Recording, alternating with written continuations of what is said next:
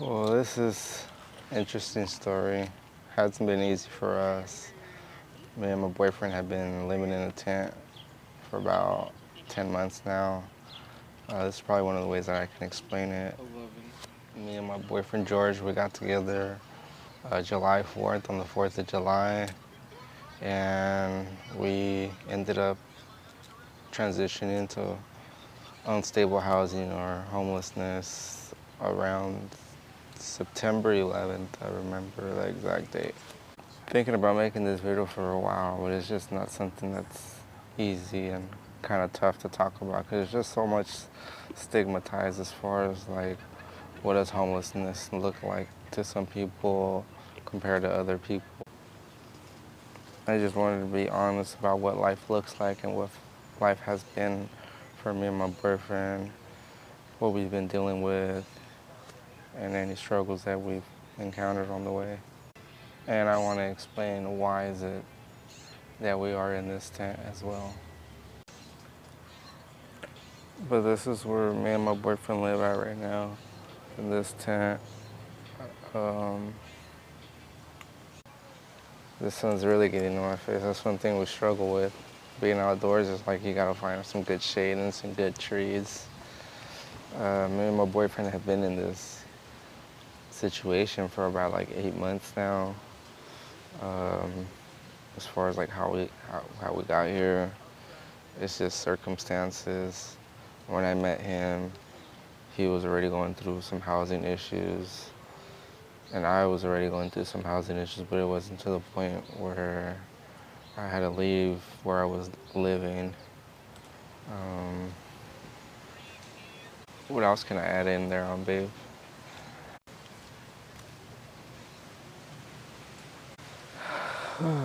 Let's see.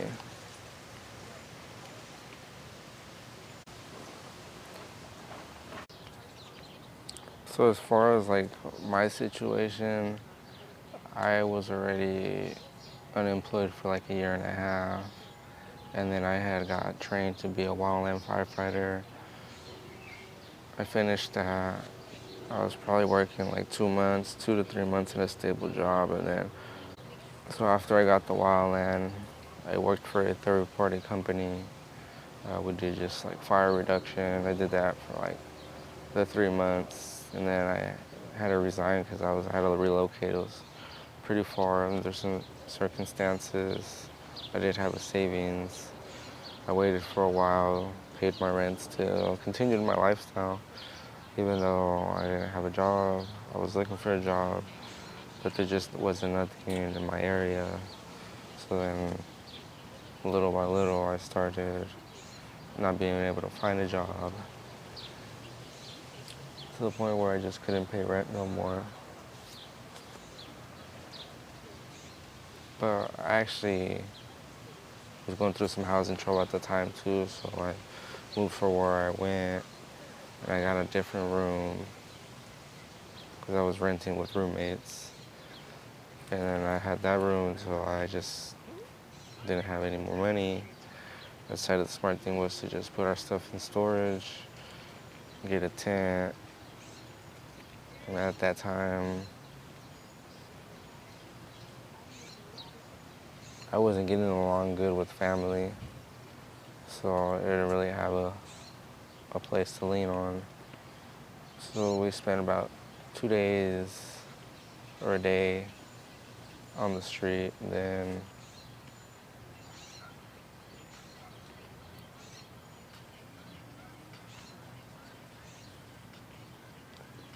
we ended up getting an opportunity to put our tent in a family member's backyard, which we have it in here right now, as you can see.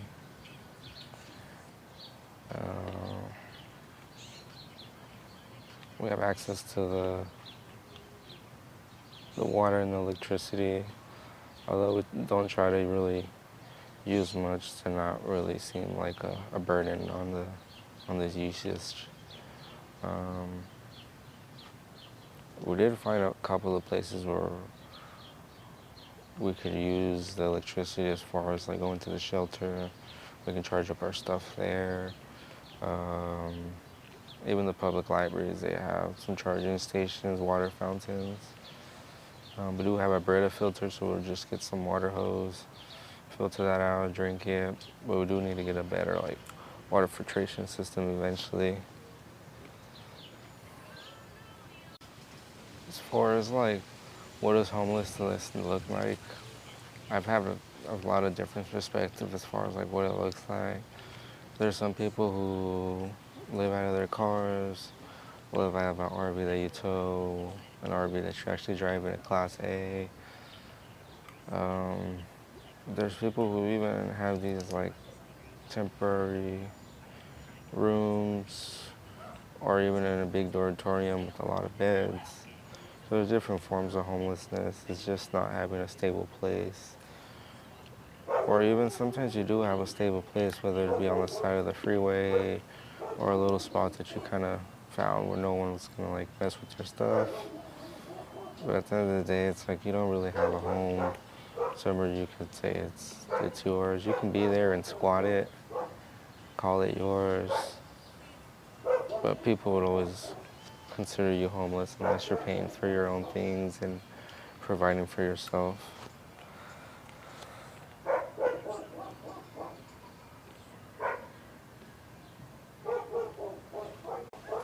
Some of the stuff that I've learned and like what it's like now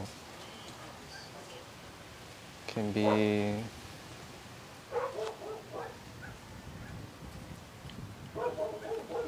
it gets cold. You do wake up tired and stiff, depending on the mattress.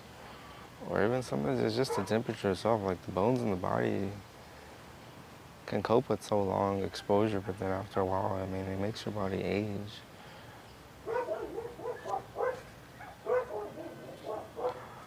It's not glamorous. You just gotta make it your own at first. To me, a tent was just regular stuff, but my boyfriend, George really made it look nice and beautiful. He hung stuff up.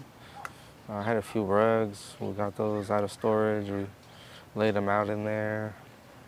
It actually felt nice and cozy, like you're actually like in a room, especially when we would get up at night, like the floor wouldn't be cold. And then it just honestly gave it a better smell because we would spray some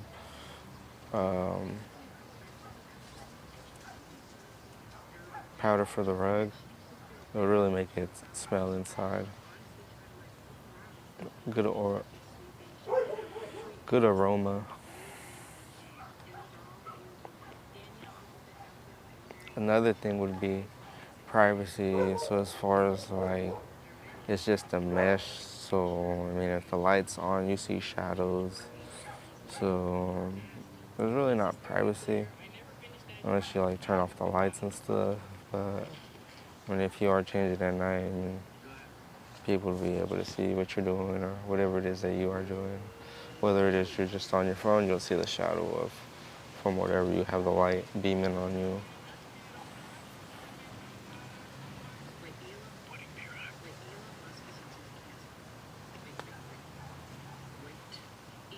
Lessons in survivals that we've learned would be like packing light and smartly. There's some stuff that we notice that's like we've had this or carried it for the last 2 days, but we don't really use it as much. Or we only use it on this specific day or this specific event. So we kind of learn to pack smartly and not over carry, because when you're carrying it for like 3-4 hours a day or even long miles walking to collect like some cans or some type of activity that you do, puts a strain on you.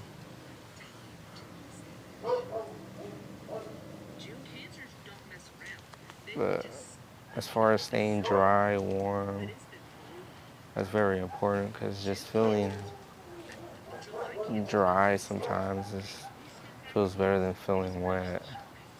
Unless it's like the heat wave, then it feels really good to be soaking wet.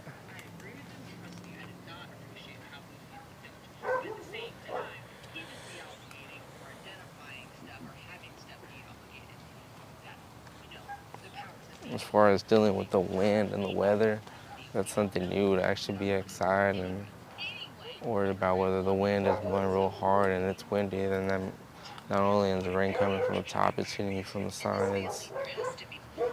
Um, there's times where it's even coming down and the wind picks it up and it gets it underneath. Um,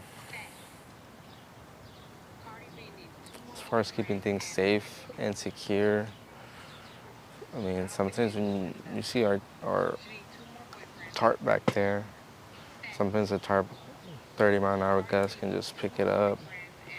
So we have to learn how to strap it down right, picking the right tools to kind of like put some sticks in the ground and seeing what's actually going to stay.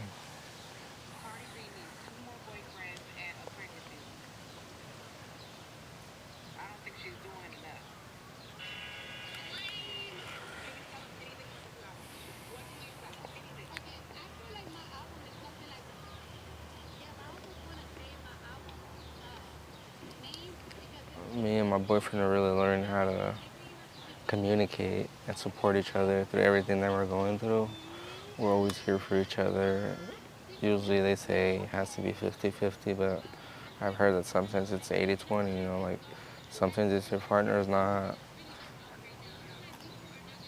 all up for it 100% with all the energy, you know, sometimes you gotta do more, and there's times where they might not be feeling that, so then you gotta pick up the pace, and it's just an equal balance, and it is tough being out here, but George really helped me out a lot, because he actually been through this situation before when he was a youth, so he actually shared some knowledge to me and kind of helped me cope with it, because it does get pretty hard, especially in the nights, and it's cold, you just get depressed, and it gets crazy out here, especially all the people that you see walking by, just people in general. The streets are a different thing. It takes different species to survive out here. I mean, me and my boyfriend, we argue too, but it's usually us against the problem. We might disagree, but that doesn't mean that we have to go to sleep without telling each other we love each other or we want the best for each other. I mean, some of the important things out here would be communication. Communication is key as far as getting stuff done effectively, because, you know, like, someone can go do this, someone can do that, but the stuff doesn't match up. I mean, I'm not good at giving relationship advice, but just as far as, like, being in a stressful situation can put people at ease as far as, like, you know, it's hot out here, or, you know, I'm thirsty, or I'm hungry, and, you know, it's just kind of like, well, what do I do? Like, you know, like, we don't have a stove, or, like, okay, you're thirsty, let me get some water, but that water's still hot, like, you know, it's not cooled down yet. Like, I can put it in the shade, but it's not gonna cool down, like, that easily. And sometimes it's like, you look at a water bottle, you know, water's in there, you're drinking it, almost burns your throat, because you're like, wow, this thing's been sitting in the sun. Like, now it's in the shade, but it was sitting in the sun like 2 hours ago. So that water's still warm. And then sometimes it might even be, well, it was cold last night and you took the blanket away, or it's just simple stuff it builds up tension. But that's not the end for anything. There's always a hug and communication. As far as you communicate, then you let them know what's going on. I mean, you might be homeless, but it doesn't mean that you're not a person. I mean, you're just as good as everyone else. One thing for sure is, like, this isn't permanent, it's just a chapter. It's something in our life that we're gonna learn and hopefully help other people that either are going through this, help them through it, or help people that probably haven't went through this and just kind of teach them how to give back to people who are going through this. So as you guys can see in the background, I have my water gallons right there. Those are all for, like, Need some milk. when we're washing, like, dishes or Or even clothes when I just want to fill up a bucket with some water. Get the bucket, get the water really. Or watering plants. And as far as watering plants too, Wipe my ass. and wash our body parts.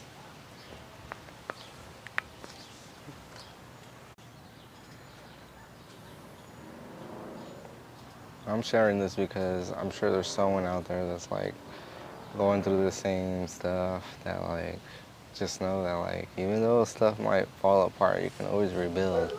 And I mean, you're not alone. Like there's a lot of people that go through this stuff and you don't realize that you're like, like, oh, you're going through the same situation. And then you guys kind of like get ideas and build back better.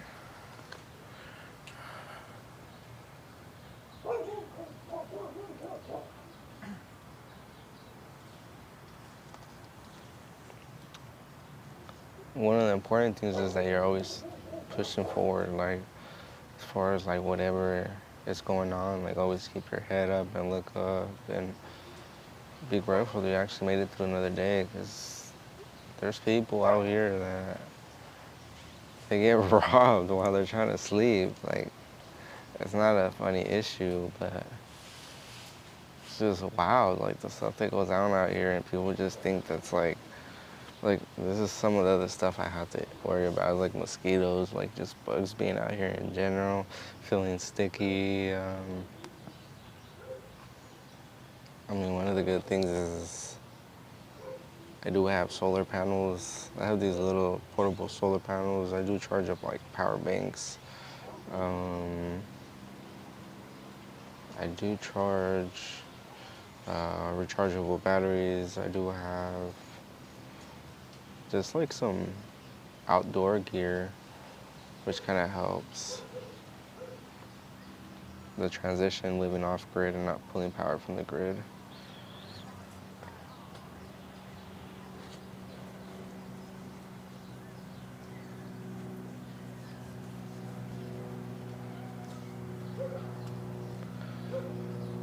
Thank you for listening, and if you've been through this or something similar, just drop a comment down and then we'll talk about it.